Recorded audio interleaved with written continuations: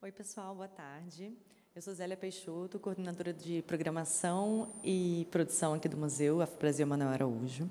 Eu vou começar com minha autodescrição. Eu sou uma mulher negra, com cabelo cacheado preso para o alto, estou com uma blusa vermelha, um brinco de... fez até barulhinho. Um brinco de sementes e búzios, uma pulseira vermelha e preta, uma calça jeans e um sapato marrom. Também tenho um relógio e estou de óculos. Outra coisa que eu vou falar antes de começar, a gente tem um QR Code que a gente passa para depois vocês falarem para a gente como é que foi o evento, né? Então, um QR Code de pesquisa.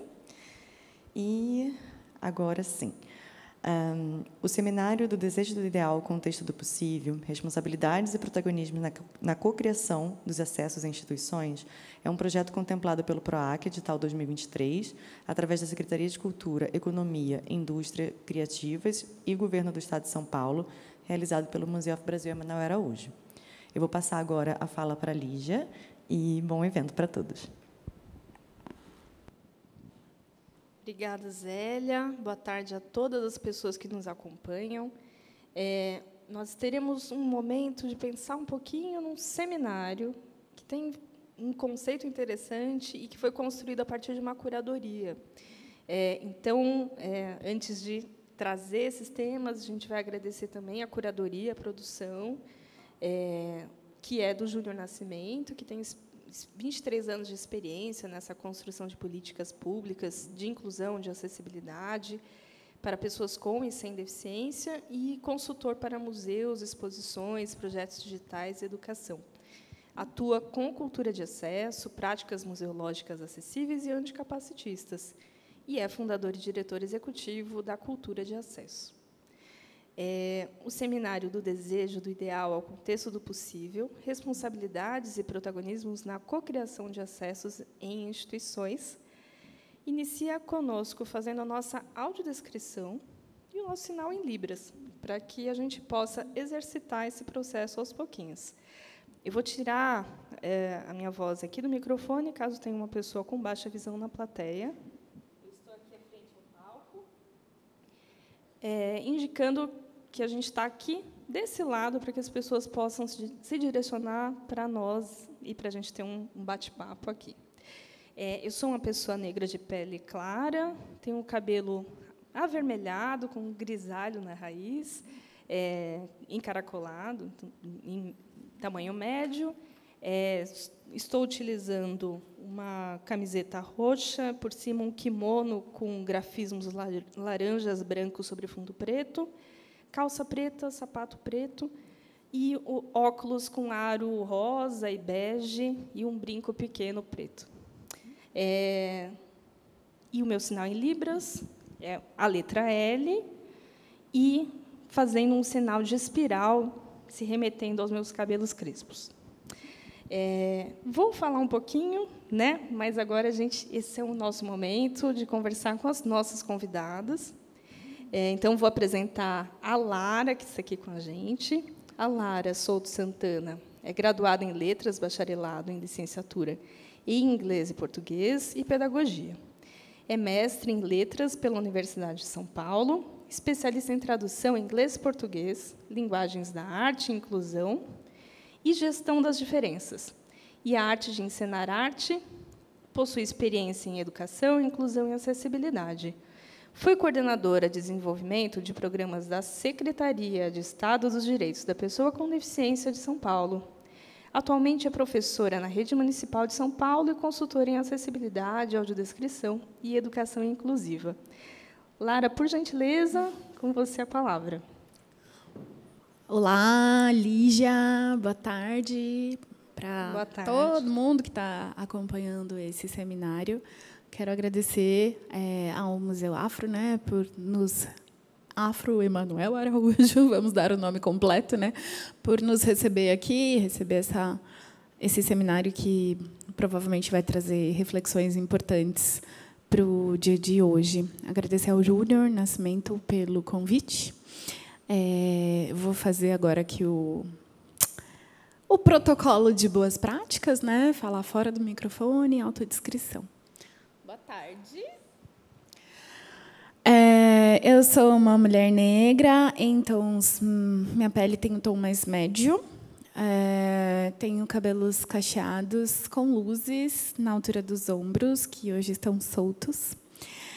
Eu estou vestindo uma calça legging preta, uma baby look preta e uma espécie de um coletinho assim caramelo, ele é meio de crochê. E um tênis lilás. A escolha das cores também não é tão por acaso, né? Para quem não sabe, a cor do feminismo, né? É o roxinho, é o roxo, o lilás. Então, acho que tem esse desejo de provocar. Uma maquiagem leve, batom vermelho. Os meus acessórios são prateados, brincos e anéis. E eu estou usando um relógio preto no pulso esquerdo. Eu estou muito feliz de poder estar aqui hoje. Eu não vou me estender muito, porque acho que o nosso tempo ele corre mais rápido do que a gente imagina. Então, vamos partir para os trabalhos mesmo, e a gente vai dialogando e trocando aqui enquanto a gente tiver, né, essa prosa boa aí com quem estiver por aqui, né, com o pessoal, com as meninas que vão aparecer nos vídeos. E é isso. Espero que a gente tenha uma excelente tarde.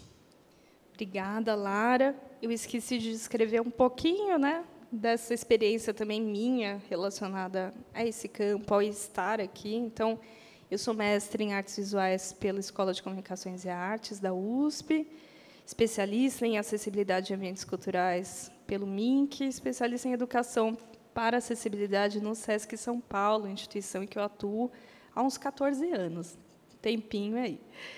E também sou uma das curadoras do primeiro curso de Acessibilidade para a Gestão Cultural, Teorias e Práticas Anticapacitistas, do SESC São Paulo, que teve sua primeira edição agora em 2024. Eu já fui educadora em espaços culturais, na educação formal, e também mantenho um ateliê de artes visuais, além de ser mãe de um menino de 4 anos, e a gente também entrelaça as nossas alteridades nisso. Agora eu vou chamar uma convidada também muito especial, que é a Janine Vargas Escobar. A Janine Escobar é pesquisadora e ativista cultural, tem 34 anos, tem experiência em iniciativas comunitárias e coletivos. Atualmente investiga os usos artísticos e políticos dos arquivos digitais, dos mapas culturais e de metodologias contracoloniais como possíveis ferramentas teórico-práticas de reivindicação dos direitos da população negra, imigrante e LGBTQIA+, em Portugal. A Janine é doutoranda em museologia e bolseira de doutoramento da Fundação para a Ciência e Tecnologia pela Universidade Lusófona de Lisboa. Janine, por gentileza. Eu só quero fazer um adendo, que bolseira é tão português de Portugal, né? Eu acho que, para os nossos padrões, é bolsista, né? Bolsista, exatamente. Eu não me aguento. A gente faz uma tradução contracolonial. Tradução intralingual, obrigada. Ótimo. Obrigada por essa ressalva. Tem razão, toda razão. Sim. Essas palavras, às vezes, nos consomem. A gente fica tantas vezes lutando aqui em Portugal contra essa xenofobia na linguagem e, muitas vezes, acaba tentando se adaptar de tal forma que a gente sucumbe nesse mundo colonial acadêmico, e aqui em Portugal é bem caótico, assim. Mas eu vou me autodescrever primeiro, então vocês vão ver na minha apresentação também, que eu fiz por vídeo, mas vou falar aqui muito rapidamente. Eu sou uma mulher negra, lésbica, de 34 anos, temporariamente sem deficiência, tenho os olhos e os cabelos pretos, o cabelo curto, raspado dos lados. Nesse momento eu estou usando um turbante na cor azul e também uma camisa na cor azul, e os dois têm algumas estampas africanas. Estou com um colete preto e um óculos de grau com aros pretos, uso alargadores nas orelhas e tenho um piercing no nariz, e nos dedos tenho alguns anéis. Atrás de mim tem um móvel que ocupa toda a parede, é um móvel embutido, vocês podem imaginar assim, que só se destacam algumas fendas. E eu quero agradecer de novo ao Júnior, à Anaí, a toda a equipe que organizou esse evento, esse seminário, nesse dia tão importante, que é o Dia Nacional da Luta das Pessoas com Deficiência, né, no Museu Afro, e eu fico super contente de poder estar numa mesa com mulheres negras, racializadas, e que estão protagonizando esse momento, assim. Eu lembro de, há mais de 15 anos atrás, não ter tantas companhias, digamos assim, ao meu lado, que fossem mulheres, que fossem racializadas e que fossem também pessoas com deficiência para falar sobre debates interseccionais nos museus. E essa é uma oportunidade e um momento bastante único, assim. Eu fico muito feliz de estar aqui. É isso, eu vou ficar acompanhando aqui e qualquer coisa podem falar. Bem-vinda! Muito obrigada, Janine. E para a gente construir a nossa conversa de hoje, a gente vai primeiro ouvir e pensar um pouquinho, né, como que a gente constrói o acesso possível, o contexto do possível, como construir responsabilidades, como fomentar protagonismos na cocriação de acessos, na coaprendizagem, com as pessoas com deficiência, com as pessoas racializadas, em seus marcadores, em suas experiências de vida, como a gente torna as nossas instituições mais porosas para as diferenças que nos fazem, inclusive, né? A gente não está falando de nada que vem de fora, né? Podemos ou não ter uma deficiência, podemos, ao longo da vida, viver situações de inacessibilidade, podemos conviver em sociedade e considerando que nada está fora, né? Ninguém está fora. Mas aí algumas situações, algumas expressões com relação aos direitos culturais, elas podem também dar uma sensação de que algumas pessoas podem estar fora dessa ação cultural, né? Seja numa instituição, seja num espaço, em outros espaços sociais também, né?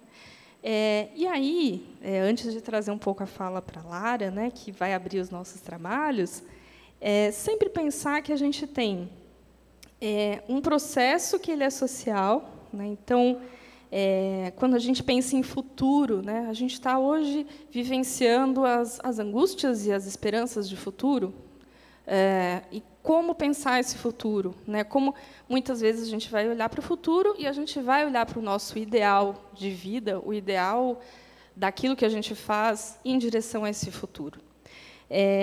E o possível se conecta ao presente. Então, antes de tudo, antes da gente lançar esse olhar para o futuro, a gente precisa olhar que recursos temos, quais as características daquilo que a gente precisa fazer para que ações de acesso sejam implementadas no agora. E como pensar isso de uma maneira interseccionalizada, né? Uma vez que uma pessoa, um sujeito, qualquer que seja, ele é muita coisa, né? Ele é um marcador social, mas não somente, né? Ele é o tempo de vida, ele né? A gente tem as idades, tem as orientações sexuais, tem a maneira como essas pessoas se expressam como personalidade, e tem N outras situações. Como que a gente pode avançar nessas agendas? Avançar por uma perspectiva...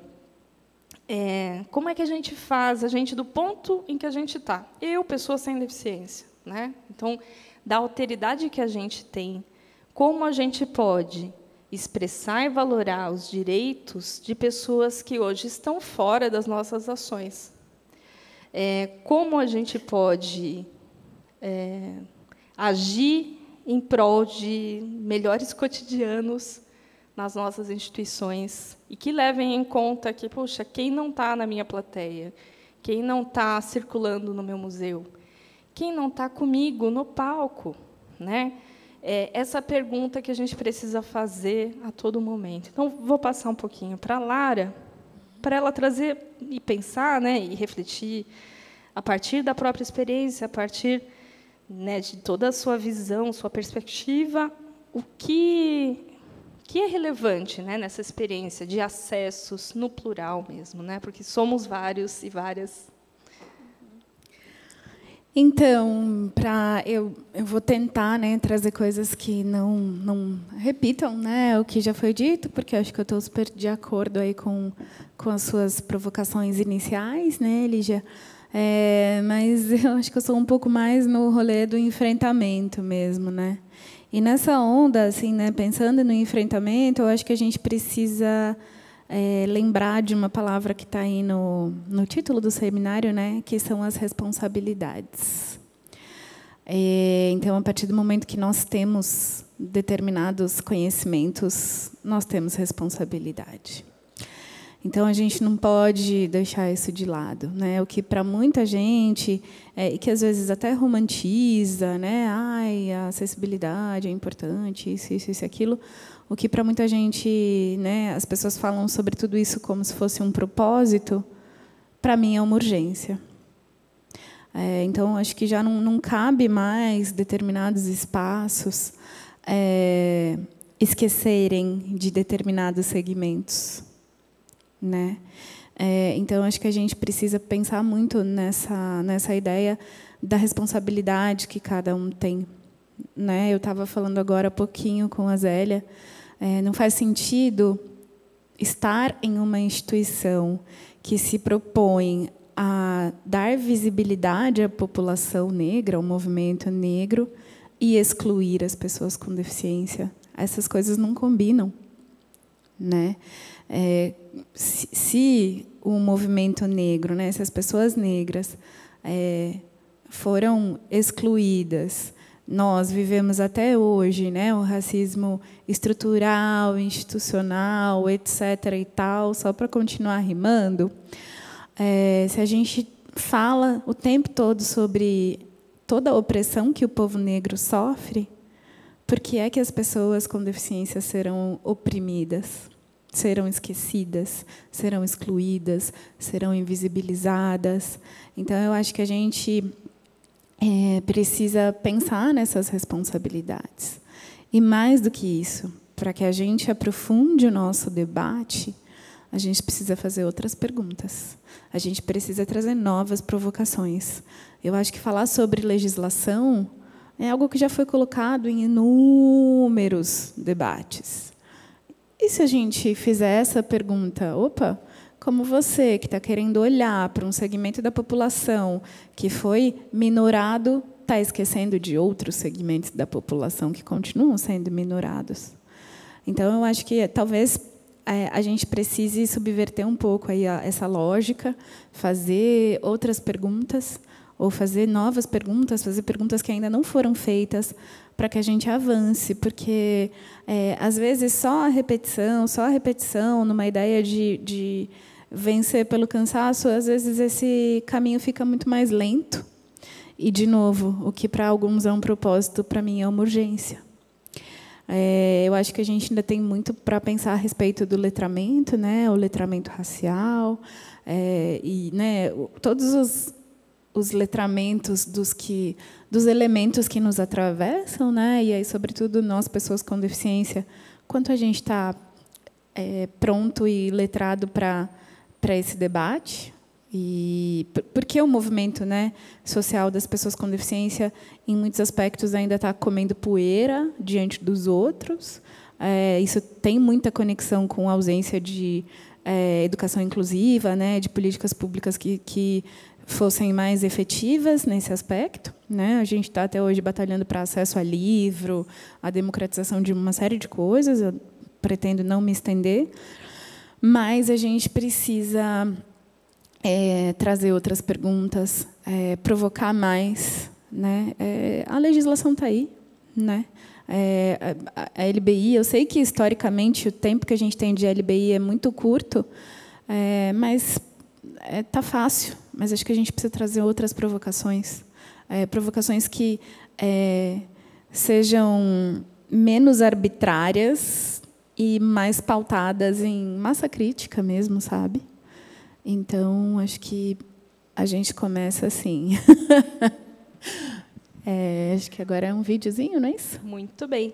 Agora, a gente vai... É o vídeo da Iana, então vou apresentar para vocês mais uma mulher incrível, então a gente vai somando nesse processo. A Iana Porcino é artista preta surda, LGBTQIAP+, graduada em Letras Libras pela Universidade Federal de Pernambuco, é professora, tradutora e consultora de Libras. Participou do curso de liderança internacional para surdos, Frontrunners, em 2021, 2022, e é voluntária da CNJS, Coordenadoria Nacional de Jovem Surdo. Então, eu vou pedir que a Iana traga um pouquinho também outros pontos nessa conversa, e aí a gente vai somando eu, Lara, Janine, para essa condução.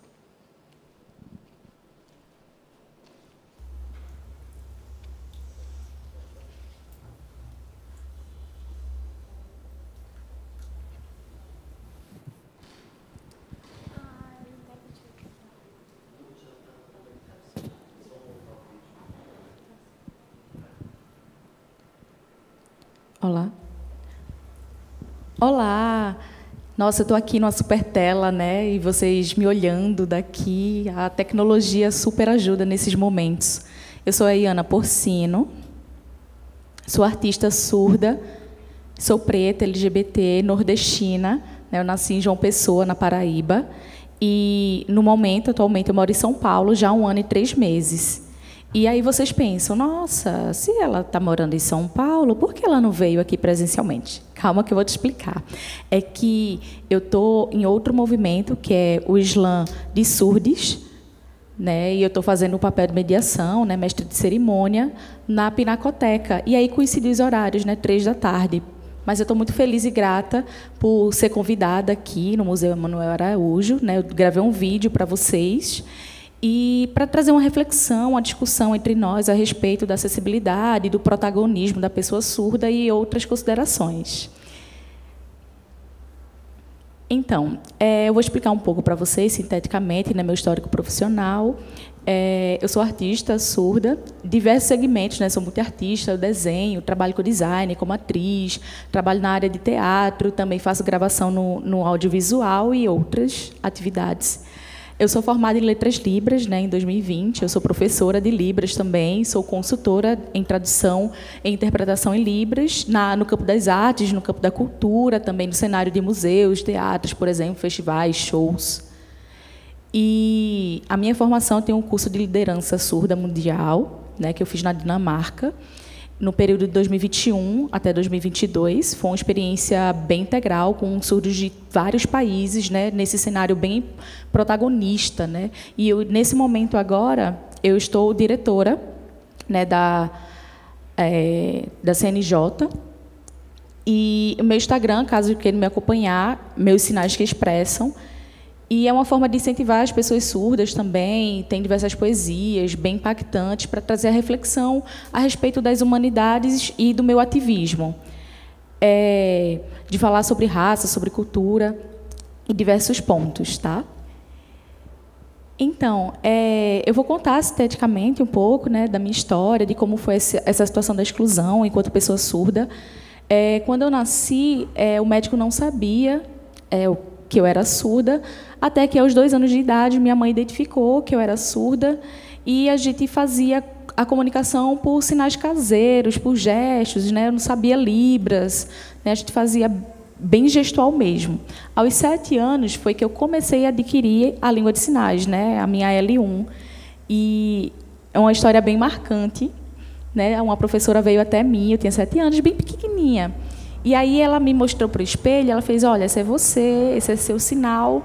E aí eu comecei a fazer associações. Assim como os ouvintes fazem associação das palavras, o nome das coisas, eu também comecei a associar em Libras. E aí eu comecei a adquirir a minha língua, entender o mundo, né? Fazer a aquisição da linguagem. E até hoje eu sou uma surda sinalizante. Mas como foi esse espaço de trajetória no cenário da arte, né? Quando eu estava na adolescência, né, estava nesse vários vislumbres, estava compreendendo a língua de sinais, e eu pensei, nossa, a língua de sinais é só para comunicar, né? A literatura não faz parte isso para mim, porque as publicações são em língua portuguesa, os filmes são em português, tudo é falado, tudo é encenado e feito por voz. Eu pensei, onde a Libras se encaixaria nisso? Não existe debate sobre a arte visual, não tinha nada à época. Depois, a minha consciência mudou, né, quando eu entrei no Letras Libras, em 2016, e aí eu entrei no curso e tinha uma disciplina chamada Literatura Surda. Minha gente, aquilo me tocou de uma forma intensa. E aí, dentro dessa disciplina, explicou sobre a cultura surda, sobre a visualidade, sinais, as poesias, piadas, teatro, sobre toda uma cultura da arte para pessoas surdas. E aquilo me impactou, aquilo abriu minha mente de uma forma. E aí eu comecei a correr, eu comecei a buscar festivais, eu fui pesquisar o Clindóio, né, que é na França, pesquisar festivais em outros países, e aquilo, a arte me incorporou diante da minha língua. E aquilo me deixou numa posição de afinidade, aquilo virou a minha prática, virou a minha vida, né, a partir da minha língua. Olha aí.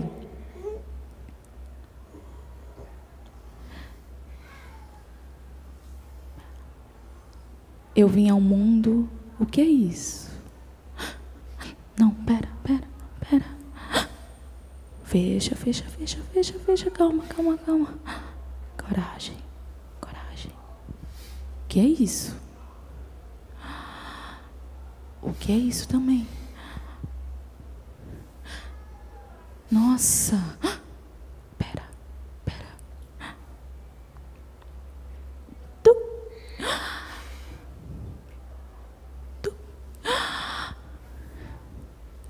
Uau!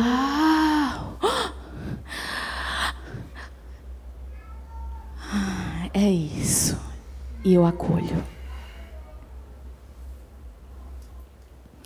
Viram a poesia expressa aqui? Isso mostra como é a nossa relação, né, visual com a língua de sinais, de como a gente interage e compreende o mundo a partir da nossa língua. E eu vou dar algumas dicas para vocês e não mencionar sobre certo e errado, mas falar sobre a inclusão da pessoa surda e falar de um pouco do espaço de reflexão. De impactar a sociedade, né? Porque existe uma subjetividade, existe algo que está em relação ao preconceito, que tem em relação às pessoas surdas, de como as pessoas me enxergam. E, no passar do tempo, as pessoas não sabem a língua de sinais, mesmo tendo esse espaço de visibilidade, né? Então, as pessoas não compreendem, não sabem, mas espera... Porque as pessoas ainda têm essa coisa tão intrínseca, tão no subjetivo, né? Aristóteles, em seu discurso, ele dizia, olha, as pessoas surdas, elas não são capazes de produzir pensamentos, não são de pensar, né? O pensar vem pelo ouvir, e se o ouvir pensa.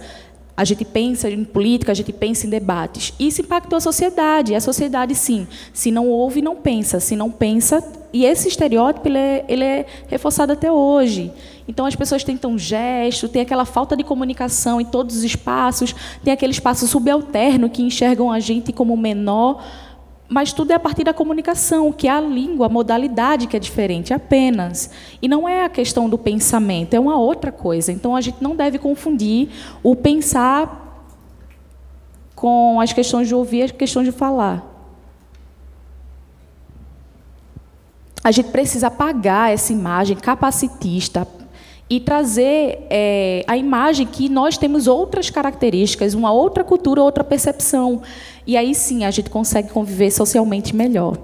Eu vou trazer um questionamento para vocês, né, a respeito das pessoas surdas, né, desse lugar de protagonismo, desse espaço dentro das instituições museais, por exemplo, e outros locais de cultura, em setores da administração. Vocês já viram pessoas surdas nesses ambientes?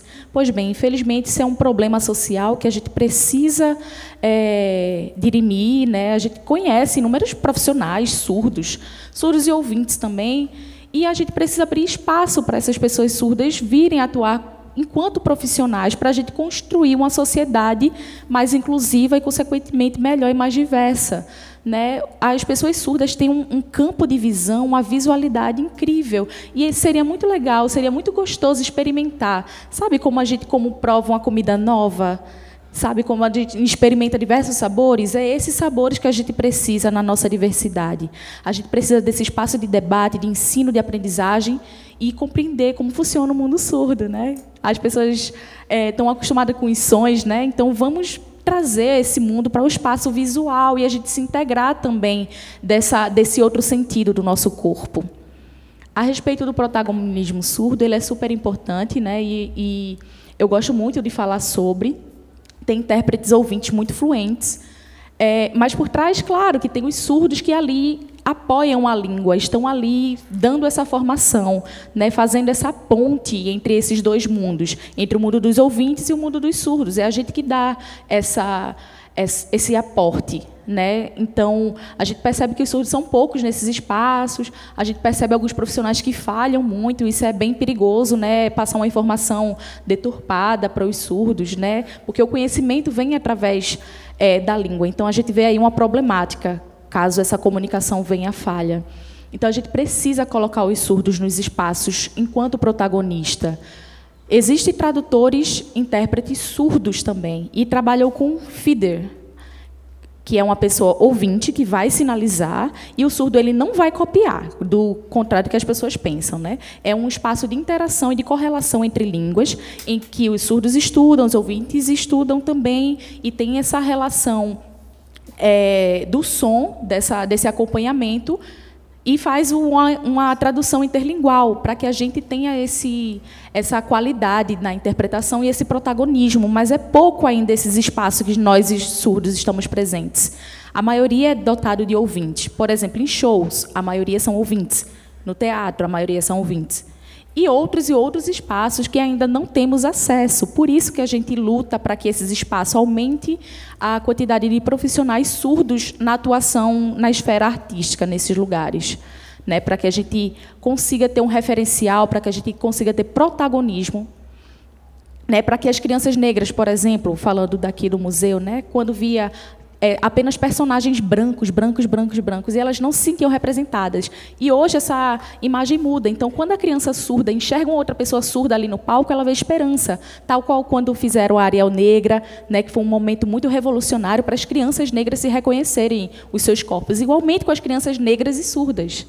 Aqui no Museu Afro Emanuel Araújo, tem 2 pessoas negras surdas que estão, né, integradas. Imagine as crianças que olham essas pessoas negras como referencial e se veem ali, se veem representadas, se veem enquanto espaço de possibilidade e vê sua língua também ali dentro desse espaço. Então, precisa que os surdos estejam nesse espaço para que haja esse efeito de espelho, que haja reflexo. Então, essa é a reflexão que eu trago para vocês, né? E a gente espero que tenha mais no Museu Emanuel Araújo, mais pessoas surdas, principalmente negras, né, que faz parte da temática aqui do museu, né, trabalhando em diversas esferas, profissionais do ensino, entendam como é a cultura surda ao visitarem aqui. Isso seria de suma importância para a construção social. Mas imagine as pessoas surdas negras que já vêm de toda uma trajetória de falta de acesso, falta de informação, falta de espaços de debate, falta de oportunidades, e soma isso as questões surdas. Então, eu provoco a vocês nesse sentido. Né? As famílias ouvintes pretas, né, as famílias negras, que têm uma cultura, que começa a aprender agora, que está incorporando a negritude agora, que está saindo desse espaço do colonizador, está se reconhecendo enquanto identidade e mostrando ela para o mundo. Mas, espera, se essa família de ouvintes não sabe Libras e tem um filho que é surdo e negro, e aí? Como é que a gente se comunica? Como é que a gente passa essa identidade? Como a gente passa a história e a cultura? Né? Infelizmente, são muitas famílias, são muitos surdos que não têm a sua subjetividade negra formada até hoje e que também não conhecem a cultura e se sentem angustiados. E essa angústia é a falta de informação. Não sabem sobre o continente África. E a gente sabe que a África é o que salva a nossa memória, é que traz essa visualidade, esse espaço de pertencimento, de reconhecimento e de identidade negra. E aí, você já parou para imaginar essa falta de oportunidade das pessoas surdas? Pois bem, é isso que eu queria trazer para vocês. Eu agradeço muito. Eu gostaria de conversar muito mais e discorrer o dia todo, mas o tempo é curto, né? Foi um prazer estar aqui com vocês, refletindo. E, se tiverem mais um gostinho de saber mais, de pesquisar, podem entrar em contato comigo pelo meu Instagram, Sinais que Expressam. E espero que as outras palestras sejam bem gostosas também. Obrigada, e é isso. Tchau, tchau. Muito bom, muito obrigada, Iana. E vou, antes da gente trazer esses pontos que ela trouxe, só fazer esse exercício também, que é um exercício entre linguagens, né? Porque Lara, ela fez uma poesia visual bem no meio do processo dela, e que aí ela usou as duas mãos e ela fez como se fossem as mãos se encontrando ao centro, bem na frente dela. E aí essas mãos iam e vinham, assim, como se fosse do centro para fora, e depois como se elas explodissem. Então, foi mais ou menos um resumo do que aconteceu ali nessa poesia que ela trouxe para nós. Tá? E achei curioso que a intérprete sussurrou em alguns momentos, né? Assim, então, e aí pensando nesse processo, né, de tradução mesmo, interpretação, assim, muito curioso. Inclusive, quero agradecer a intérprete, caso contrário, né? Provavelmente muitos de nós né, não conseguiria compreender todas as provocações que a gente acabou, né, de escutar, ouvir, né? E já que peguei o microfone, eu acho que eu quero destacar apenas uma palavra, apenas para tecer essa aproximação, né? Ela falou sobre esse lugar subalternizado. E essa palavra é uma palavra que a gente escuta muito dos intelectuais negros quando vão discutir os lugares e os protagonismos das pessoas negras, né? E, não obstante, né, ela fala disso também sendo uma pessoa surda. Ou seja, são esses encontros que a gente acaba tendo nesses atravessamentos. Quando ela fala, né, desse lugar, né, de subalternidade da pessoa surda, isso se encontra também nesse lugar de subalternidade da pessoa negra. E a interseccionalidade vai potencializar isso ainda mais. Mas, assim, eu acho que essa utilização, né, da palavra, pelo menos que a intérprete utilizou aqui para o português, está super conectado e alinhado com o que a gente escuta dos intelectuais negros, né? Então, ou seja, de novo, né, as nossas reivindicações se aproximam muito. As nossas reivindicações de pessoas com deficiência se aproximam muito das reivindicações dos outros movimentos sociais, mas eu vou me concentrar aqui no movimento negro mais especificamente. Perfeito, Lara. E acho que tem uma reflexão muito interessante, né? Se a gente for pensar que a gente não é uma coisa só o tempo todo, a gente está o tempo todo, somos muitas coisas, somos universos, né? E aí a Iana traz, né, esse processo de subalternização, de hierarquização que a gente acaba vivendo, a depender dos marcadores que a gente carrega, né? E como pensar algo diferente disso, né? Porque aí é realmente, né, a gente pensar o que fazer a partir dessa identificação de que, poxa, a minha alteridade socialmente ela pode ser lida como menos, né? É muito comum, e a gente tem visto ao longo do tempo, todas as ações que têm a ver com diversidade, eu falo que é uma esquina, né? Eu sempre fico esperando, por exemplo, a gente fala, então é um festival, é um evento que ele tem lá, tem pessoas pretas, tem pessoas LGBTQIA+, tem pessoas com diferentes faixas etárias, e eu falo, e cadê a deficiência? Cadê a neurodivergência? Né? E cadê essas outras leituras mais complexas de que, gente, a gente pode ser várias coisas, a gente acaba reforçando e a gente acaba reproduzindo modos de opressão que são muito semelhantes, né? O racismo, a homofobia, xenofobia, que, né, a Janine vai trazer um pouco esse componente também, o capacitismo, que é uma palavra recente, mas o sentimento de exclusão não é recente, né? Então, e para ser, né, uma pessoa na luta antirracista, a gente precisa das pessoas brancas também. Na luta anticapacitista, também precisamos, nós, pessoas sem deficiência, fazer o nosso processo junto também. Para te responder aí, Lígia, onde estão as pessoas com deficiência é uma bola que a Lia Crespo, que é uma pessoa jurássica, né, a gente chama assim mesmo, do movimento social de pessoas com deficiência, falou, né, e fala, a gente é sempre o etc. Né? Ou seja, esse lugar de estamos esquecidos, não somos mencionados, ele já é percebido há muito tempo, né? E eu digo isso porque foi essa turma que estava lá na Constituinte, né? Em 88, nos anos 80 do século passado. Então, eu brinco, né, que eu falo, eu fiz tal coisa no século passado, eu nasci no século passado, mas para a gente ver que a sua pergunta, a sua provocação, ela já foi feita há um tempo razoável, né? Então, ou seja, quanto será que a gente avançou de fato nesse processo de tirar as pessoas da invisibilidade, né? Eu falo a Janine, ó, gente. Iana, desculpa.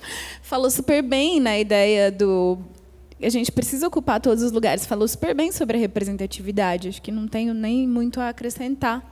Mas tudo isso se conecta muito, sabe? E, arrematando, antes de passar a fala para a Janine, que a gente quer muito ouvi-la, acho que tem um processo que a gente precisa imaginar, que é o que a gente imagina do possível, né? Então, eu acho que é um exercício que está muito também no cotidiano, para nós que atuamos em instituições, em grupos organizados, em projetos, no espaço em que a gente ocupa, né? Fazer esse exercício, quem não está aqui, por quê? Né? Perguntar o que essas pessoas precisam. Vamos perguntar, vamos conversar com elas. Nem sempre é simples, porque, de fato, a gente está mexendo em situações estruturantes. O capacitismo, o racismo são estruturantes, mas a gente pode criar fricções, né? E criar esse exercício de perguntar, de trazer esses outros elementos de, puxa, eu preciso trabalhar com uma pessoa com deficiência, eu preciso ter pessoas racializadas, com e sem deficiência comigo, né? Eu preciso ter outras pessoas, porque a gente empobrece num processo em que tem pessoas muito semelhantes. A gente acaba não tendo uma construção, um avanço, né? De, puxa, é verdade, a gente tem... né, não levei em consideração tal ponto. E por isso que eu acho que é importante a gente sempre pensar que a gente tem um caminho de coaprendizagem. Eu tenho sempre a aprender com quem é diferente de mim, né? E na instância que for, né? Às vezes é num espaço social mais reduzido, às vezes é numa instituição de grande porte, né? E é um exercício que é inevitável e talvez inegociável para que a gente consiga avançar e falar, puxa, já fazem décadas que a gente está num processo, mas a gente pode inovar na maneira como essas relações acontecem. Eu vou passar, então, a fala para a Janine. Janine, com a palavra, fique à vontade, e a gente volta a se falar aí após as provocações dela.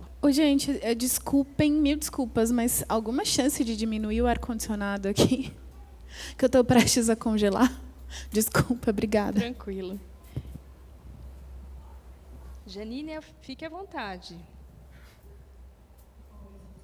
tentar ser... Peraí, deixa eu limpar aqui. Vou tentar ser mais sucinta possível, para que a gente deixe mais tempo para o debate, né? Eu venho de um histórico dentro dos museus comunitários. Eu demorei muito tempo para adentrar aos museus tradicionais. E desde os meus 11 anos de idade, mais ou menos, quando iniciou o projeto do Museu 13 de Maio, que foi o primeiro museu da cultura negra do Rio Grande do Sul, na cidade de Santa Maria, eu participei desse movimento, mas ainda sem ter a percepção do que era o movimento clubista e do que era a museologia social. Esse museu, Museu 13 de Maio, faz parte dos movimentos dos clubes sociais negros. Esse espaço era um desses clubes. E, por meio de uma movimentação de várias pessoas negras da área da museologia, e não só, que se aliaram também às escolas de samba e a outros movimentos de religião de matriz africana, os capoeiristas, se uniram para que esse espaço não fosse demolido pela especulação imobiliária e fosse revitalizado na cidade. Então, durante a minha adolescência, eu participei de vários coletivos e grupos de dança afro, de capoeira, de teatro, e isso todos liderados por pessoas negras que eram desses movimentos sociais. E eu ainda não tinha entrado nos movimentos LGBTQIA+, nem nos movimentos feministas. Isso começou logo depois. Mas quando eu tinha mais ou menos uns 15 anos, eu entrei na equipe técnica do museu e comecei a fazer parte dos projetos culturais, a estar fazendo o que eu não nomeava, mas que já era uma produção cultural e uma curadoria. E, nesse sentido, sempre o museu comunitário, a gente precisa lembrar que ele sobrevive de uma forma, às vezes, bastante precária, sem muito incentivo estatal e dependente do voluntariado das pessoas, né?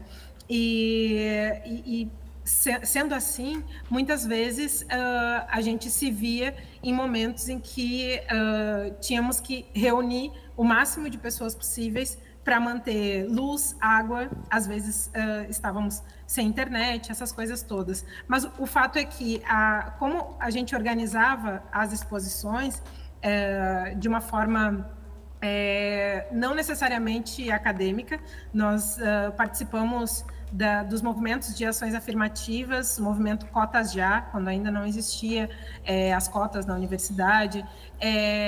Depois disso, muitos estudantes, muitos alunos vieram trabalhar voluntariamente no museu, na parte de comunicação, e ajudar também nessas exposições e rodas de conversa, rodas de lembranças. E, bom, quando eu saio da cidade de Santa Maria para estudar em Pelotas, na Universidade Federal de Pelotas, para fazer o curso de conservação e restauro, eu chego com um arcabouço de conhecimento e criticidade do eurocentrismo no meio das artes, que me fez incomodar bastante professores, alunos, colegas, que prezavam muito pela salvaguarda e conservação somente de objetos e obras de arte de uma cultura brancocêntrica, né? E esse era algo que eu não queria me submeter a fazer, já que nós estávamos em laboratório, em experimentação, e poderíamos trabalhar com objetos diferentes daqueles que nos eram propostos, que eram só quadros de barões, de princesas europeias e azulejos portugueses, e eu levei berimbau, levei roupas e têxteis de religião de matriz africana, atas dos antigos clubes sociais negros, e algumas fotografias do MNU, que foi, inclusive, o meu trabalho de mestrado. Mas eu ia falar um pouco de como que eu comecei a trabalhar mais e estudar sobre acessibilidade cultural. Na realidade, praticamente tudo que eu fiz voltado para a acessibilidade cultural e buscar o conhecimento sobre audiodescrição foi fora da universidade. E tive a oportunidade de iniciar um trabalho voltado para contestar o papel social do conservador-restaurador, trabalhando com a questão da acessibilidade atitudinal, no curso de conservação e restauro, no momento que a professora Francisca Miquelon, que foi quem me orientou no trabalho final de curso, eu peço desculpa a pessoa que está traduzindo, que eu estou falando muito rápido. Eu vou tentar falar mais devagar. Obrigada. A Francisca, ela tinha um projeto chamado Fotografia para Ouvir. E então, com ela, eu comecei a aprender a descrever fotografias. E depois ela fez um projeto que hoje já é a realização de um museu para todos, que é um museu da UFPEL. E dentro desse trabalho, eu pude fazer alguns cursos com a Josélia Neves, que trabalha muito com audiodescrição, e também com a Mimi Aragon, de Porto Alegre, que tem a OVNI, Acessibilidade Universal. E, bom, tudo isso eu tentei levar para os espaços comunitários que eu fazia parte, tanto para o Museu 3 de Maio, quanto para a Rádio Comunitária de Pelotas. E eu comecei a narrar as fotografias que eu estava aprendendo a descrever. Mas a rádio, ela realmente era ouvida na rádio. Não tinha... isso foi em 2009. Isso já fazem mais de 15 anos. Então, a gente não tinha percepção de quem estava escutando. E o que eu fazia era ser comentarista voluntária. Eu não sabia quem escutava e eu tive que, durante um tempo de estágio, parar de fazer as audiodescrições, e algumas pessoas cegas começaram a ligar para a rádio querendo ouvir mais audiodescrições. Só que eu ainda não tinha uma formação e não tinha tanto conhecimento, né? Então eu fui buscar cursos que eram oferecidos de forma gratuita e me formei na Universidade Federal de Santa Maria, num curso avançado de audiodescrição, o que me ajudou muito a colocar em prática em outras exposições. E o Museu 3 de Maio acolheu uma ideia que eu queria muito colocar em prática, que era trazer tanto as etiquetas em braille, quanto as audiodescrições. A gente teve que inventar um formato, na época, para passar essas audiodescrições, esses audioguias para as pessoas, por Bluetooth, porque não existia QR Code e não tínhamos internet no espaço do museu comunitário. Então, eu contei com a ajuda de uma associação de cegos e deficientes visuais de Santa Maria e também com a revisão da Mimi Aragon. E essa exposição, ela era uma exposição itinerante, era física, analógica, passou por escolas, universidades, e eu percebi que muitas pessoas normovisuais ou videntes passaram a querer escutar as fotografias, porque tinham uma percepção multissensorial e gostaram muito as que eram fotografadas, principalmente, gostaram muito de se ouvir. E isso demonstra algo que a gente preza e quer fazer, que é o processo inclusivo, que não é voltar determinados projetos apenas para o acesso de determinadas pessoas com certa deficiência, mas sim que todas as pessoas possam usufruir dessas tecnologias assistivas, né?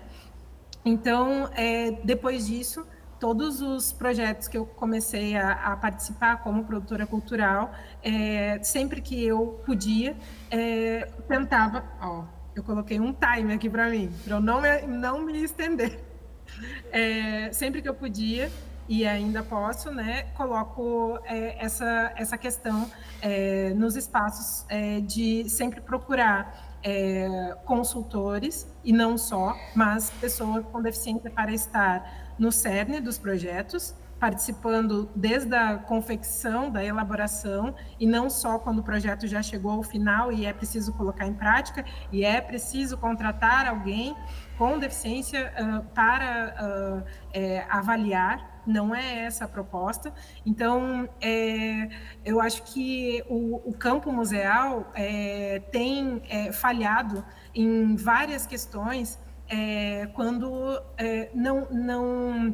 não é o caso do Museu Afro, mas a maior parte dos museus tradicionais, a gente sabe que as equipes são formadas por pessoas, uma maioria de pessoas brancas, cisgêneras, heterossexuais, normativas, sem deficiência, que muitas vezes se preocupam em trazer artistas diversos, racializados, indígenas, negros, mas não se preocupa em fazer o seu dever de casa, o seu letramento racial e contestar a sua própria branquitude e os seus privilégios dentro desses espaços museais.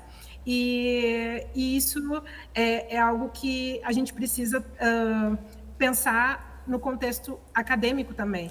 A gente vê muitas pessoas que estudam museus e que escrevem sobre decolonizar os museus, mas, de fato, no seu cotidiano, acaba por não olhar para o lado e não sentir falta nenhuma de pessoas com deficiência, pessoas negras, pessoas LGBTQIA+, nas vernissagens, nos museus e nas diretorias, nas decisões políticas que se fazem, né, nesses processos todos do que é a musealização, a museografia, os pensamentos e as narrativas que precisam estar desestruturando esse contínuo colonial moderno, né?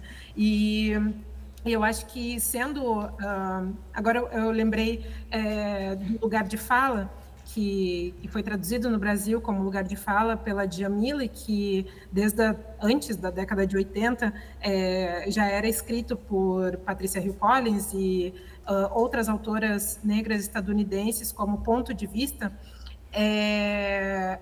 que esse lugar que muitas vezes pessoas que são brancas dizem que não tem para falar sobre determinadas questões raciais, e nesse caso também pessoas sem deficiência sobre as teorias aleijadas, eu acho que todas as pessoas possuem seu lugar de fala, todas as pessoas com as suas identidades, sejam elas nos seus corpos que abrem portas ou que encerram essas portas e excluem, é preciso, principalmente essas pessoas que estão nesses lugares de privilégio, falarem e abrirem espaço para a escuta, no caso, né? Então, o que eu tento fazer nos espaços onde eu estou, sejam eles comunitários, tradicionais, na academia, é trazer esses entrecruzamentos de discriminações sociais, que são esses marcadores sociais da diferença e que conjecturam em variados momentos de não oportunidade, e que acaba por... como é que eu vou explicar? Eu acabei me perdendo, mas o que eu quero tentar dizer é que as pessoas que estão nos museus e que têm poder de decisão precisam necessariamente se responsabilizar em não disseminar mais práticas racistas e capacitistas, né? E a gente sabe que isso é um processo que é óbvio que não é fácil. Então, o que eu tenho aqui várias coisas escritas, e eu acho que uma das coisas que eu queria ler muito rapidamente tem a ver com o processo que a gente está tentando fazer, seja onde for, que é de contracolonizar. Esse aqui é um texto do mestre Antônio Bispo, e eu vou ler para vocês, para finalizar a minha fala e não me alongar muito, e depois a gente volta. Mesmo que queimem a escrita, não queimam a oralidade. Mesmo que queimem os símbolos, não queimam os significados. Mesmo que queimem os corpos, não queimam a ancestralidade, porque as nossas imagens também são ancestrais. Mas nós também estamos discutindo a contracolonização. O que é contracolonizar? É reeditar as nossas trajetórias a partir das nossas matrizes. E quem é capaz de fazer isso? Nós mesmos. Na medida, pelo menos, do que... peço desculpa. É preciso desmanchar o que o povo colonialista fez. E para nós, quilombolas e indígenas, essa é a pauta, contracolonizar.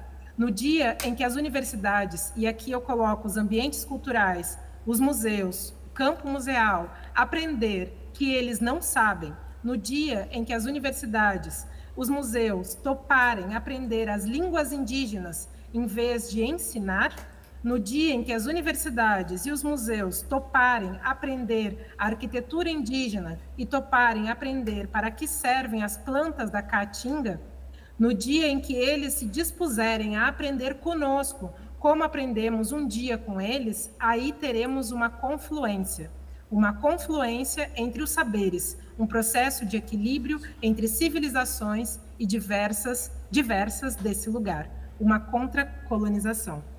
E eu acho que, como já foi dito antes, todas as pessoas negras, indígenas, neurodivergentes que sofrem com as intersecções e discriminações de gênero, raça, classe, deficiência, LGBTfobia, todas essas, racismo, sexismo, essa luta ela é conjunta, né? A gente precisa lembrar disso e que a academia não vai nos salvar. A gente está dentro da academia e muitas vezes somos aturados, e nós estamos aqui para continuar incomodando, desestruturando, e é isso. Acho que é um pouco do que eu gostaria de falar hoje, e que essa luta só acontece quando a gente se une mesmo. E é isso. Obrigada. Muito obrigada, Janine. E aí a gente decanta essas palavras da Janine, pensando em situações, como contracolonizar, como partir do que a gente é e a gente contracolonizar.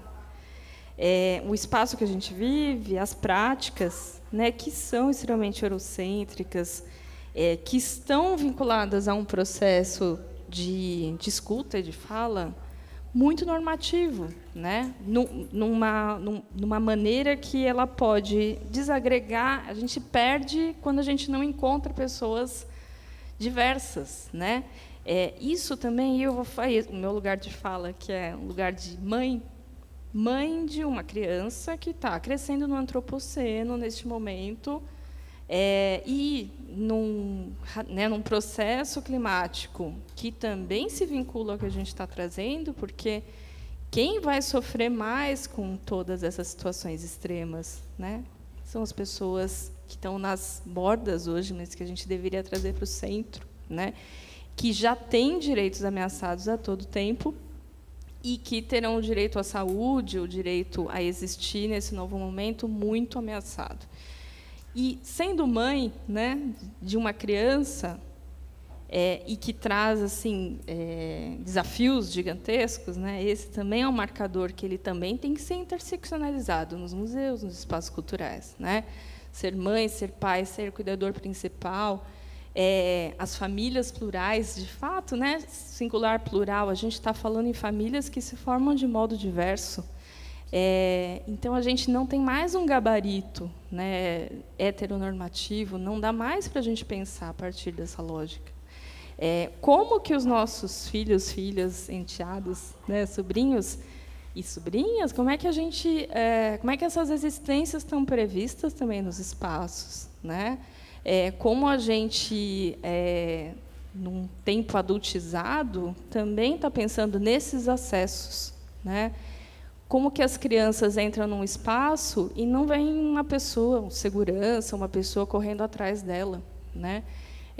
Como que é convidativo, né, que essa existência chegue para nós e que ela traga outras percepções que a gente não está compreendendo logo de cara, né? Então, a gente precisa também olhar para esses aspectos, e aí pode ser uma criança racializada, pode ser uma criança com ou sem deficiência, neurodivergente, que tenha outros elementos, e aí que bom que ela está no meu museu. Que bom que ela está no meu espaço cultural, que bom que... Puxa, que legal que você está aqui, né? Eu acho que também são pontos que a gente não está se dando conta, né? Um mundo adultizado, que tem um processo muito voltado para uma fruição já pronta, né? Que é da pessoa adulta. Então, a pessoa vai, nada vai acontecer, ela vai passar incólume pelo meu acervo, pelo meu espaço.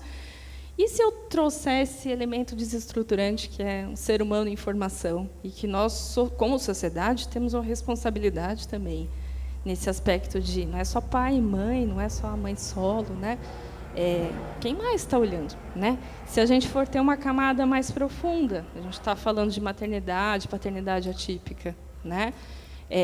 Quem está olhando para essa mãe, para esse pai, né? A gente tem N situações.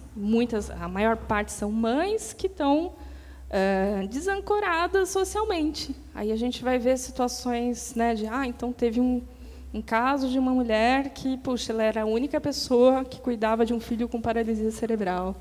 Se acontece algo a ela, será que a gente, como sociedade, está também percebendo essa presença, essa ausência, né? Então, trazendo também essa provocação, né, em acessos, né? Considerando que a gente está pluralizando e trazendo esses pontos. Antes de passar para a Isadora, né, que também vai compor mais esse mosaico, quero trazer, né, o que bate dessa fala maravilhosa que a Janine traz, esses entrecruzamentos de discriminações sociais que geram não oportunidades, o quanto que a gente sente no corpo o desafio de colocar questões que parecem óbvias, né? De muitas vezes ter que exemplificar muita coisa, né? Quem está na gestão de espaços culturais sabe o que eu estou falando, né? Como que isso é o tempo todo colocado em xeque, né? Muitas vezes a gente vai pelo campo da educação, pela gentileza, outras vezes a gente tem que ser extremamente enfático, né? E como que a gente, no nosso lugar, no espaço que a gente atua, consegue reverberar espaço de diálogo, tempo, né? Acredito que o tempo e o encontro são recursos de acessibilidade que são tangíveis. Nesse momento, a gente está tendo esses privilégios.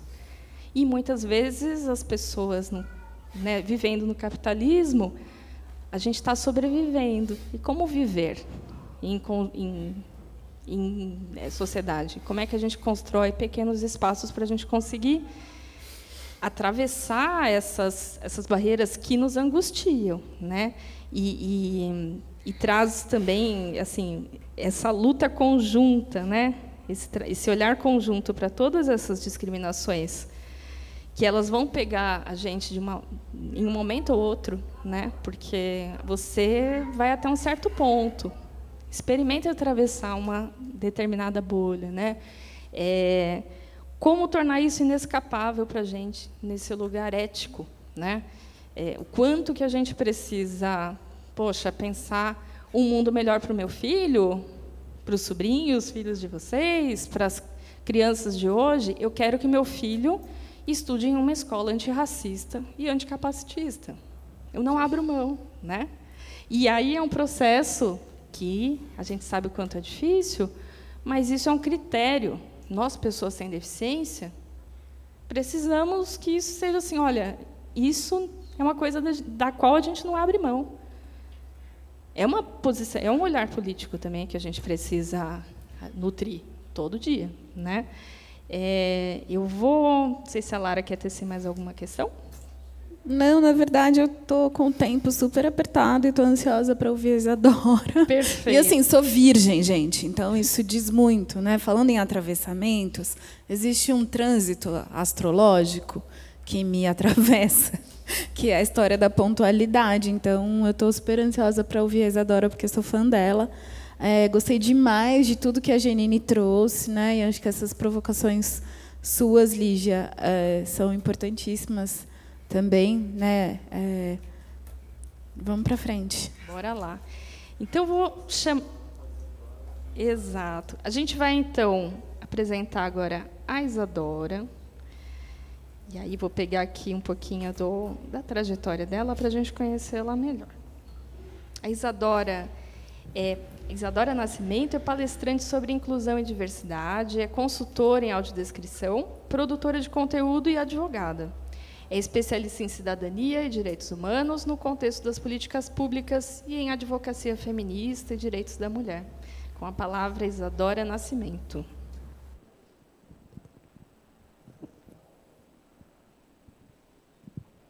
Meu nome é Isadora Nascimento, eu sou uma mulher negra de pele escura, os meus cabelos estão trançados na cor castanho, uso um batom vermelho, um vestido colorido, atrás de mim tem uma janela grande com uma cortina. Eu sou uma pessoa com deficiência visual. Eu sou formada em Direito, sou advogada, sou palestrante, eu produzo conteúdo da perspectiva de gênero, raça e deficiência. Eu sou consultora em acessibilidade, diversidade e inclusão.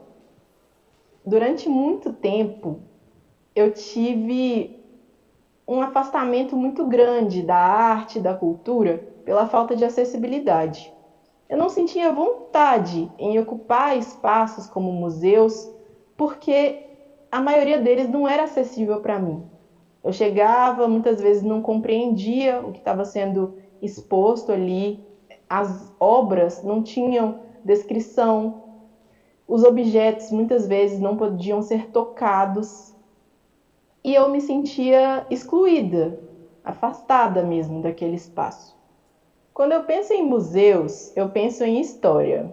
São espaços que guardam um legado de arte e de cultura. Quando eu penso em história e pessoas negras com deficiência, o que me vem na cabeça é o que a Chimamanda fala sobre o perigo de uma história única. Contar uma história sobre uma mesma perspectiva faz com que as pessoas se tornem aquela narrativa. São limitadas por essa narrativa. É como se a nossa identidade fosse construída pelo outro.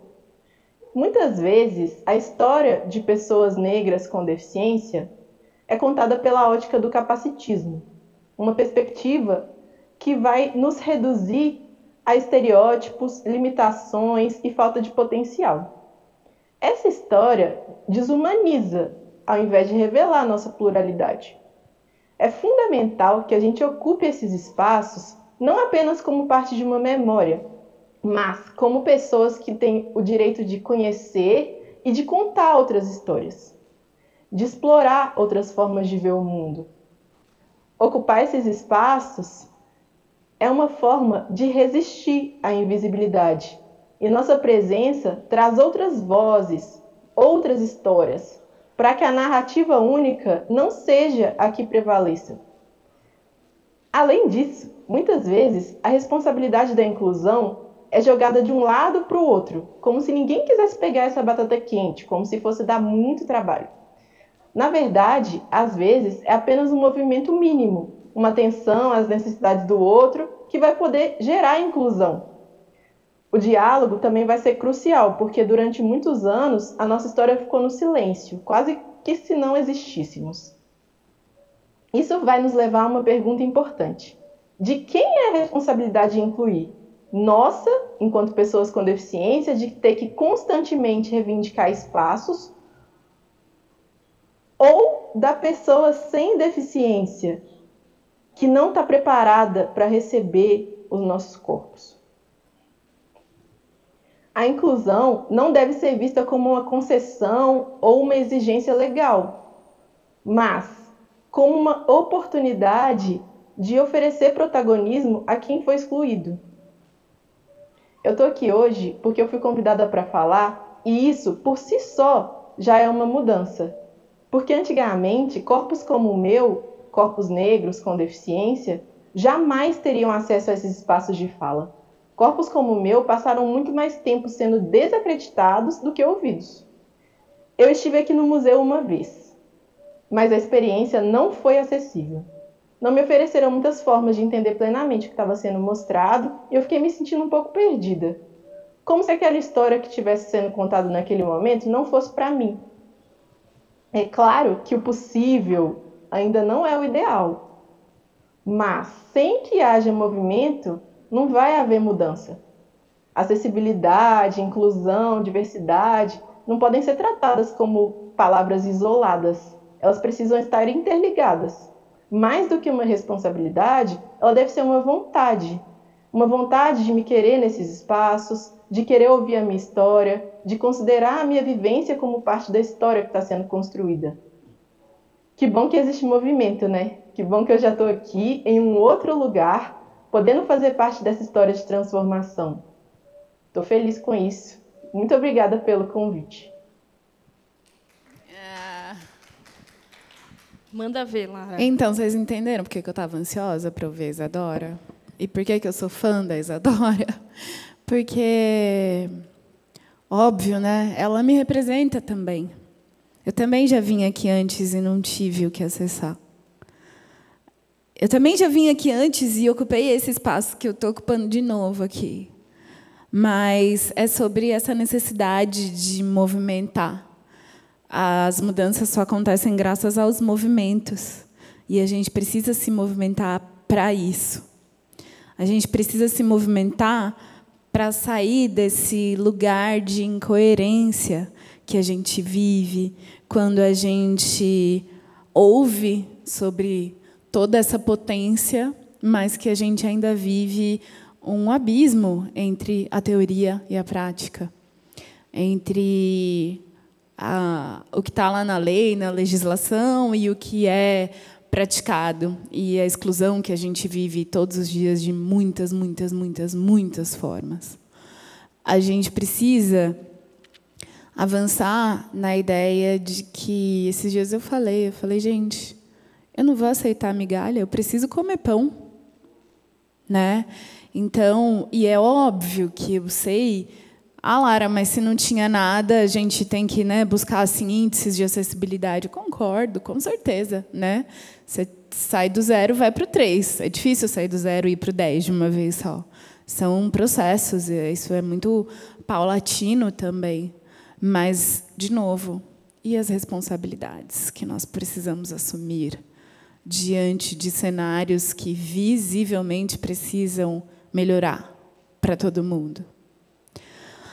E a responsabilidade que a gente tem quando a gente estuda, aprende, fala tanto dos mecanismos de exclusão, das estereotipias, quando a gente lê uma Grada Quilomba dizendo, eu nunca vou esquecer, né?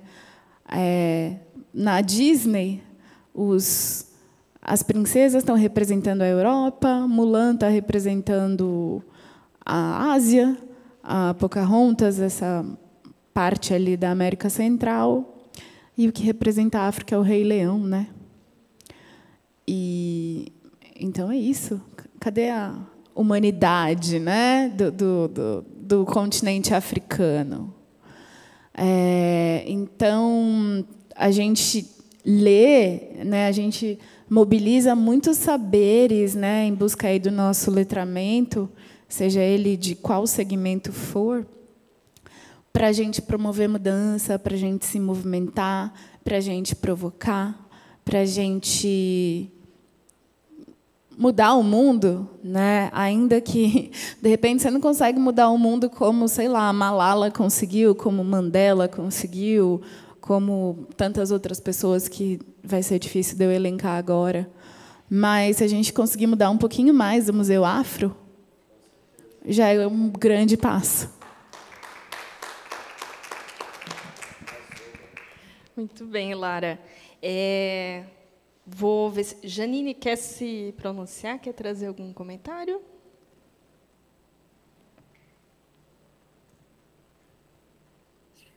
Eu só quero agradecer e também deixar, talvez, uma mensagem para as pessoas sem deficiência que ocupem os lugares e tragam mais pessoas com deficiência para conversar, para serem escutadas e para colocar em prática esse processo de decolonizar os espaços, né? Eu estava aqui revendo um texto da Françoise Verger, que é sobre decolonizar o museu, e ela fala que questionar a ordem estabelecida no museu é transformá-lo em um espaço de democracia, onde são imaginados e realizados programas de justiça social, racial, ambiental, e aqui eu coloco anticapacitista também. Eu acho que ter mais espaços como esse, protagonizados principalmente por mulheres negras com deficiência, é mais que essencial, importante e urgente, e que tenham mais e mais momentos como esse de cocriação e transformação. Obrigada, gente. Muito obrigada, Janine. A gente vai arrematar algumas questões aqui, a gente já tem uma questão de horário, tá? Eu ia até comentar, se de repente a gente não pode abrir para as perguntas já, porque só faltam... Né? Só um instantinho para a gente fazer só um alinhavo e considerar que quanto que a gente quer mais participação e menos inclusão, né? Participação, isonomia, condição para as pessoas estarem e serem ouvidas e os seus pontos de vista serem trazidos, né? E participação é um outro lugar, é um lugar que pode ser mais desconfortável, que leva tempo, que leva trabalho. A gente tem historicamente, né? A gente não vai se delongar nisso, mas uma série de processos, né, na educação, na cultura, que não vem de agora, né, e que a gente, muitas vezes, trabalhando e conversando e dialogando com pessoas com deficiência, fala, nossa, de novo, estamos aqui, né, mas a gente já moveu, já tem coisas acontecendo, já tem um processo de rizoma, porque eu falo que a realidade é soberana, porque, de fato, né, em outros tempos, a gente teria enorme dificuldade de trazer diálogos com esse porte, com essa qualidade. A gente ainda tem muito para fazer, eu acho que reconhecer muito isso, né? Não tem um checklist que dê conta, né? Mas acho que a gente vai entrelaçando, né? E fazendo esse exercício, né? Que como que a gente, primeiro, essa interseccionalidade na lida, no cotidiano, né? A gente se implicar, a gente se incomodar, a gente se encantar em trazer, em pensar pluralidade, coletividade, que não é exercício simples, né? A gente vive uma sociedade polarizada, né? Então, propor espaço de diálogo é um lugar político, é um lugar de existência, é um lugar de sentido ainda.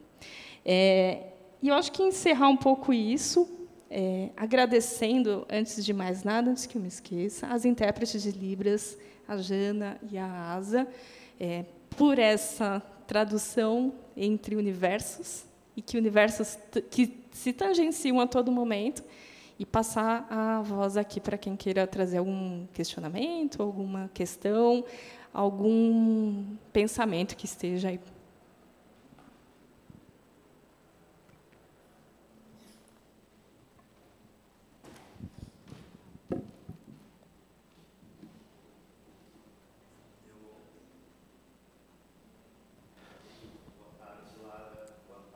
Boa tarde, Janine, boa tarde, Lígia, Lara, e também Isadora e Ana. E Ana está na Pinacoteca. Isadora está na parada PCD aqui na Roosevelt. Hoje é um Dia Nacional de Luta da Pessoa com Deficiência. Lara, aproveitando o tempo, a gente vai encerrar pontualmente às 5h10. Eu tenho uma pergunta para você que coincide um pouco com a leitura da Françoise e que a Janine mencionou, que é sobre fazer perguntas e questionar as instituições. E você me disse recentemente algo muito parecido com isso, sobre fazer novas perguntas. Eu queria entender um pouco de você, como é que, no contexto do possível, a gente faz essas novas perguntas e como isso impacta na cocriação dos acessos, sobretudo nos protagonismos. Obrigada pela pergunta, né? Olha, sejamos práticos, né? Chega no museu, não tem acessibilidade, né? No Museu Afro, vamos falar de onde a gente está, né? E, de repente, não tem elementos de acessibilidade. Não é o que a gente está vendo hoje, mas só para a gente entender isso melhor.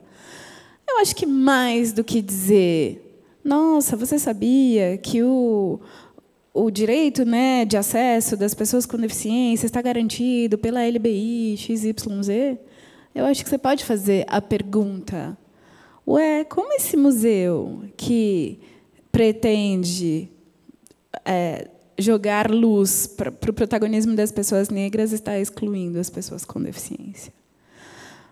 Outro tipo de pergunta. Onde estão os funcionários do museu com deficiência? Eu acho que mais do que... né, porque a presença da pessoa com deficiência, inevitavelmente, já traz a mudança. A presença de quem foge o padrão homem branco, cis, heterossexual, já traz essa mudança de uma forma até muito natural. Então, como a gente começa a perguntar onde está, cadê, que está acontecendo aqui, ou não estou entendendo essa incoerência, né? Perguntar para uma pessoa já mostrando que existe incoerência é bem poderoso. Claro que as pessoas, no geral, né, não vão assumir certas coisas, mas elas vão parar para pensar. Outro dia eu estava num debate sobre democratização da leitura, né? E eu cheguei e eram várias editoras, e eu falei: quem são os influenciadores literários indígenas para quem vocês mandam os seus livros? Porque é legal publicar uma pessoa indígena, é lindo. Sim, e quem são os leitores indígenas que estão tendo acesso a essa literatura? Quem está divulgando isso? É o Bookster, que é um cara, né, gigante na literatura. E aí eu falava assim, qual a cara que eles estão fazendo? Aí a moça da plateia, cara de tacho. Pronto. Já fiz uma outra pergunta. Já deixei a pulga lá atrás da orelha dele ou dela, né? Então, acho que é um pouco por aí. A gente precisa colocar mais pulga atrás da orelha das pessoas. Finalizando aqui para a gente... Tem mais alguma pergunta, alguma questão? Não? Mais uma, Júnior? Perfeito. Outra questão de responsabilidade para nós que estamos na gestão, e é um ponto que também é um letramento institucional a todo tempo. A responsabilidade de olhar, de fazer essas perguntas. Quem são as pessoas consultoras com deficiência do teu projeto? Quais são? Qual é o processo? Qual é a remuneração? Né? Porque a gente está vendo isso acontecer, a gente está num momento de extrema importância dos editais de cultura, né? A Lei Paulo Gustavo, Aldir Blanc, o que leva, de fato, a uma questão de ampliação desse debate, mas pouca qualidade com relação a metodologias de acessibilidade. E qual é o nosso papel como profissionais dessa área? Né, com e sem deficiência, tanto é que agora temos o mapeamento Acessa Mais, eu vou aproveitar como aliada também desse trabalho, o mapeamento Acessa Mais entre UFBA e MIM, que está sendo lançado, foi lançado essa semana, para identificar profissionais com e sem deficiência, e, antes disso, protagonistas com deficiência que estão no campo da arte, né, na técnica, nos palcos, etc., para que a gente possa ter uma leitura de quem é essa população. Né? E que importante isso. né? E que passo relevante, mas como que nós que estamos nessa outra chave, né? Quem são as pessoas com deficiência? De trazer isso, de muitas vezes as empresas trazerem um projeto e não, a acessibilidade é só Libras, e a gente compor outros desafios. Olha, por que não pensar um prólogo tátil antes de um espetáculo? Por que não pensar audiodescrição, abafadores disponíveis para as pessoas, né? E tem sido também um papel de provocação, que também às vezes não é visto, não é, né? A gente acaba trabalhando muito nos bastidores, mas que são pequenas situações de trazer para o campo da produção cultural, para o campo das instituições, outros exercícios, né? Porque eu tenho que levar em consideração que eu tenho uma pessoa neurodivergente na minha plateia, né? E que eu possa ter várias que não necessariamente vão se identificar. Como pensar esses confortos? Como interseccionalizar as deficiências também, né? E pensar nesse conjunto de medidas que, às vezes, não são tão óbvias, né? E que, a maior parte das vezes, a gente recalcula a rota e repensa. Puxa, a gente fez de uma maneira, vamos aprimorar. Avaliar, repensar, trazer, cada pessoa vai trazer um universo diferente e vai trazer outros pontos de contato. Eu acho que ter essa abertura elástica para esse fazer é muito bacana, porque a gente também vai ousando criar, co-criar, co-aprender, né? E isso também são saberes metodológicos que a gente está construindo agora, né? Eu acho que também vai dando um caminho legal para a gente pensar. E finalizando e arrematando um pouco do que todas, né, Iana, Isadora, Janine, a Lara trouxeram, como é que a gente caminha juntas, né? Como é que a gente possa pensar num processo de interdependência? Estamos juntas, estamos num processo de olhar para essas pautas que nos atravessam individualmente e coletivamente e falar, puxa, está faltando pluralidade onde a gente está, né? E trazer isso para aquilo que a gente está fazendo, né? E isso não é fácil. Não leva. Às vezes você tem que modular a comunicação para a pessoa com quem você está falando. Seja um igual, seja um par, né, que está trabalhando com você, seja uma pessoa acima de você, que às vezes também tem outro campo geracional, né, tem outros repertórios, e você. Então, a nossa presença é política. A presença da pessoa com deficiência ali, ela inspira um outro lugar, um outro tempo, uma outra relação, né? Então, a gente tem que batalhar nesse lugar de pessoas sem deficiência. Por isso. E por cada vez mais esses pontos, né, que Lara traz, que Iana traz. Cadê as pessoas? Essa pergunta a gente tem que o tempo todo. Eu acho que não tem um dia que a gente não faça, né? E acho que é um pouco isso. Alguém, Júnior? Não mais? Vocês que vieram até aqui, faz uma perguntinha. Vocês estão presentes. Olha, você sabe que, em termos de legado, eu acho que, quando isso subir para o YouTube, a gente tem a possibilidade de revisitar a fala dessas mulheres diversas e diversas vezes, muito no sentido de como a gente faz com que tudo isso não fique tangível apenas no discurso, mas isso fique tangível no programa, fique tangível no projeto, fique tangível no processo, para que fique tangível na vida das pessoas. E, consequentemente, tenha ressonâncias dentro e fora do museu, com ressonâncias na comunidade, no bairro, na cidade e assim por diante, né? Eu queria, olhando para esse cenário, já apontando para você, viu, Lara? Vou te provocar. Adoro. Sobre tangibilidade no discurso e a contingência da prática. A prática ela é contingente.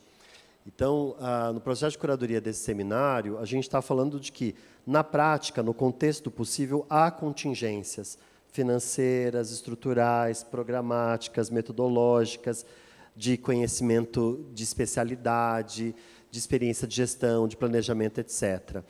Não dá para a gente poder ficar olhando para o desejo ideal, do melhor momento, do momento que vai ter o dinheiro, que vai ter a estrutura, porque as pessoas com deficiência estão cansadas de esperar. assim como as pessoas negras, assim como as pessoas LGBTs, assim como as pessoas idosas, assim como várias outras populações que estão cansadas de esperar. Porque o momento do acesso é o agora, né? A fome bate agora. E sobre essa desnutrição cultural que as migalhas te trazem, Lara, eu queria que você falasse muito sobre, tensionasse esse nada sobre nós, sem nós, nesse processo, né? Porque eu imagino ser fundamental. Quem são as pessoas com deficiência com quem eu compartilho a vida? E não que são público daquilo que eu projeto para elas. Então, isso é algo que eu acho que pode ser muito mais contundente, porque talvez isso provoque algum tipo de transformação mais de longo prazo. Não, e assim, agora, né, eu fui me lembrando, você falou da coisa da desnutrição, né, e da fome. Eu vou dar um exemplo recente aqui na Feira Preta, né? Eu e um time de outros profissionais negras, né, a gente trabalhou para a acessibilidade desse evento e chegava aqui a gente não conseguia pagar a conta porque a maquininha era touch, sabe? Então é sobre isso também. E aí como é que eu vou me nutrir, Brasil? Pagar lá a comida que eu queria consumir, né? Então é sobre isso também. É sobre o acesso à cultura, mas está aí o café do seu museu. Como que ele é? Como que é a lojinha do seu museu? A maquininha é touch? A pessoa da lojinha fala Libras? Né? Outra coisa, quem são as pessoas que estão produzindo essa acessibilidade? Elas também são racializadas? Elas entendem que existem muitos elementos na arte de um espaço como esse, que tem total conexão a matrizes religiosas, né, africanas? Que repertório quem está construindo essa audiodescrição ou fazendo uma interpretação, né, para um vídeo tem para dialogar com esse público que vem aqui, né? Quem são as grandes figuras, autoridades aí da audiodescrição? Qual a cor dessas pessoas? Qual a cor de uma série de intérpretes conhecidos aqui, que a gente ama, e está tudo bem, mas a gente precisa problematizar isso também. De que cor são essas pessoas? Né? E aí eu estou falando isso porque a gente ouve muito, né? Tal coisa no Brasil tem cor. Né? É bem comum. Então, a acessibilidade no Brasil tem cor. O pouco de acessibilidade que nós conseguimos, por muito esforço, tem cor. Né? É assim... Preciso dizer? Acho que não, né? Então, a gente precisa trazer outras cores. A gente precisa se fortalecer. E aí eu falo, né, também com as meninas, as intérpretes, quando a gente tem a chance de... Quem está narrando o texto de audiodescrição ali? As pessoas negras nos museus são aquelas que vão estar servindo o coffee break ou, né, do evento, ou estão servindo os canapés das aberturas das exposições? Eu já participei de inúmeras atividades em museus. Acho que eu só fui em 1 ou 2 aberturas de exposições. Acho que isso diz muito, né? Eu assim, adoraria tomar as birita lá, porque quem não gosta? Não sou convidada. Algo de errado não está certo, né? Eu acho que eu nem respondi propriamente, mas é porque a sua pergunta me levou para um lugar de reflexão e de lembrança que eu acho que é importante pontuar aqui também. Finalizando e também trazendo esse ponto, né, que a Lara traz isso, né, a audiodescrição. Quem faz a acessibilidade... Esse também é outro papel de responsabilidade nossa, né, como gestores. Quanto que essas pessoas estão presentes, né? Então, isso também tem trazido um movimento interessante para as produções. não temos profissionais negros, negras e com deficiência, intérpretes, tal. Não temos, mas então vamos criar esse banco de dados, né? Hoje a gente tem um banco de dados que a gente vai, no caso do SESC, né? Vai trazendo, a gente tem o estado inteiro, são 42 unidades. Então, é uma baita responsabilidade. E é um baita processo formativo, né? Que, muitas vezes, né, a gente tem várias situações poxa, cidades do interior não temos profissionais. Como assim?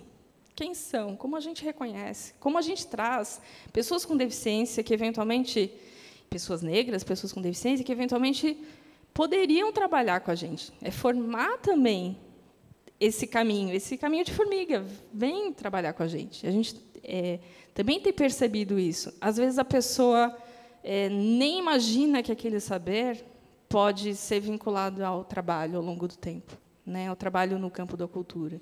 Então, falar de acessibilidade é falar de território, é falar de território corpo e território extracorpo, que é onde a gente habita, o que a gente produz, né? E só finalizando, para a gente não perder esse time, audiodescrição. A audiodescrição, algumas vezes já aconteceu, né? A gente ter processos em que o educador identificou que a audiodescrição ela estava parcial. Então, uma pessoa morena uma mulher morena está num espaço X, né? Isso também diz respeito. E aí, né? Quem são os audiodescritores e que referencial é esse? E que apagamento é esse que pode acontecer pela audiodescrição? E o quanto que a audiodescrição tem sido poderosa para as alteridades racializadas virem à tona, né? Então, isso também é muito interessante, o quanto que isso também... Eu acabei de sair de um fórum esses dias, e uma pluralidade de audiodescrições, as pessoas se descrevendo com, né, pessoas indígenas, pessoas pretas, pessoas racializadas de diversas origens no país. E olha que riqueza que a gente está perdendo quando a gente não tem audiodescrição no dia a dia, né? Para a gente poder se situar e falar quem eu sou para o outro, né? Lara, vamos encerrando, que acho que muito obrigada, Lígia. Obrigada a vocês que estão aqui até às 5h05 da tarde. Pontualmente. E Museu Afro, de novo, por nos receber. Essa turma que é pequena, porém preciosa, que está aqui com a gente. E é isso, um beijo. Quem quiser me acompanhar nas redes sociais, é o meu nome completo. O pessoal acho que me marcou aí nas publicações. Fico à disposição para mais prosas, debates e provocações. Obrigada. Obrigada. Quero agradecer a Janine e Ana, a Isadora, pelas enormes contribuições para a nossa conversa de hoje. Agradecer ao Museu Afro Brasil, a toda a equipe, né, que esteve aí nessa construção, Júnior, Zélia, Aline, e que a gente consiga dar esse passo. A gente finaliza essa conversa hoje, como é que a gente pode fazer diferente na maneira como a gente está no mundo. Muito obrigada.